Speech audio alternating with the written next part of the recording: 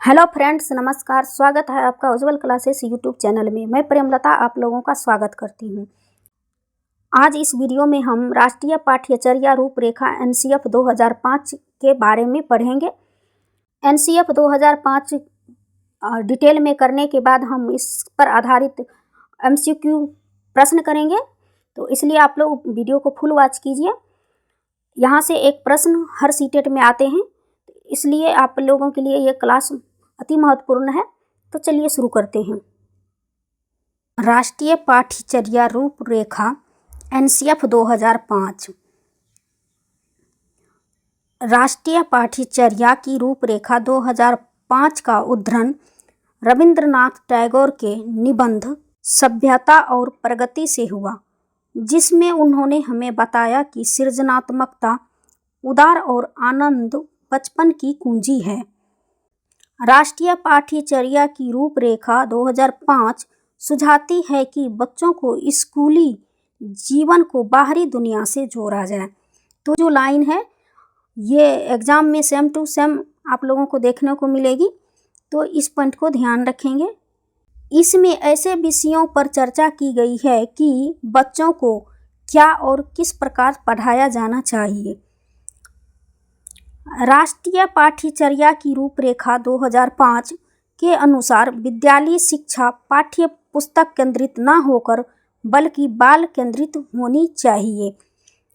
तो एनसीएफ 2005 कहता है कि शिक्षा जो है बाल केंद्रित होनी चाहिए, इस बात का ध्यान रखेंगे।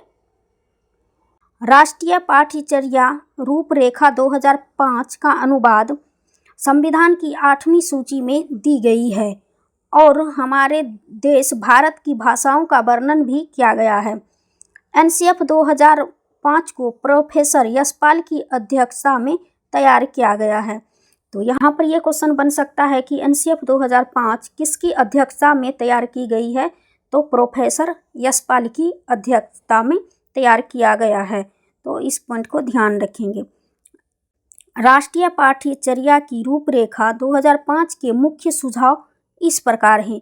तो आप यहाँ पर देख सकते हैं क्या क्या सुझाव दिए गए हैं, यहाँ पर दिया गया है। तो चलिए देख लेते हैं। राष्ट्रीय पाठ्यचर्या रूपरेखा एनसीएफ 2005। ज्ञान को स्कूल के बाहरी दुनिया से जोड़ना। तो कभी कभी डायरेक्ट यह क्वेश्चन पूछ लिया जाता है और ऑप्शन में आपको देखने को मिलेंगी, तो वहाँ पर ये ऑप्शन सही हो जाएगा। शिक्षा बिना बोझ का हो, रटंत प्रणाली से पढ़ाई मुक्त किया जा, रटने पर जोर नहीं दे करके स्वयं करके सीखने पर जोर दिया जाए, समझ पे आधारित होनी चाहिए। एनसीएफ 2005 के अनुसार बच्चों को मातृभाषा में शिक्षण कार्य किया जाए। तो इस पॉइंट को भी ध्यान रखेंगे। बच्चों को स्कूल से बाहरी जीवन से स्वच्छ वातावरण प्रदान किया जाए। विद्यालय में दी जाने वाली शिक्षा को विभिन्न प्रकार की गतिविधियों से जोड़ा जाए। बच्चों को चहुमुखी विकास पर आधारित पाठ्यक्रम हो, जहाँ पर बच्चों का सर्वांगीण विकास हो सके। बच्चों के मानसिक स्तर के अनुसार पाठ्यक्रम का निर्माण किया जाए। तो बच्चे का जो है एज के अनुसार जो है पाठ्यक्रम का निर्माण किया जाए। एनसीएफ 2005 कहता है सभी विद्यार्थियों के लिए समावेशी वातावरण तैयार करना।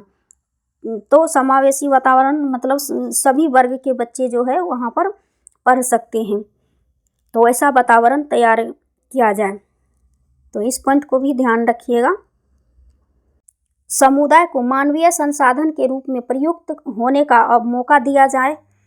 शिक्षण सूत्र जैसे ज्ञात से अज्ञात की ओर, सरल से जटिल की ओर, मूर्त से अमूर्त की ओर आदि शिक्षण सूत्र का प्रयोग ज़्यादा से ज़्यादा किया जाए। सांस्कृतिक कार्यक्रमों में मनोरंजन की जगह सौंदर्य बोध को बढ़ावा दिया जाए। तो संस्कृत में सौंदर्य बोध का बढ़ावा दिया जाए। शिक्षकों को अकादमिक संसाधन व नवाचार आदि समय पर पहुंचा दिए जाए। किसी तरह की सूचना को ज्ञान मानने से बचा जाए। पुस्तकालय में बच्चों को खुद पुस्तक चुनने का अवसर दिया जाए। एनसीएफ 2005 बच्चों को स्वयं करके सीखने पर बल देती है। मानसिक विकास, शिल्पकला केंद्र एवं व्यावसायिक ज्ञान पर जोर देता है। एनसीएफ 2005 ज्ञान को स्कूल के बाहर के दुनिया से जोड़ना, बहुत बड़ा पाठ्यक्रम और मोटी किताबें में शिक्षा प्रणाली की असफलता की निशानी है। तो बहुत मोटी किताबें शिक्षा प्रणाली की असफलता की निशानी है, इस पॉइंट को भी ध्यान रखिएगा। दूसरों की भावनाओं और कल्याण के प्रति संवेदनशीलता होना। एनसीएफ 2005 के अनुसार इसके अंतर्गत विचार एवं कार्य करने की स्वतंत्रता दी जाती है। नई परिस्थितियों में लचीले और रचनात्मक तरीके से प्रतिक्रिया व्यक्त करना। तो जब भी नई परिस्थिति आते हैं तो उसमें रचनात्मक तरीके से प्रतिक्रिया व्यक्त करने का अवसर दिया जाता है।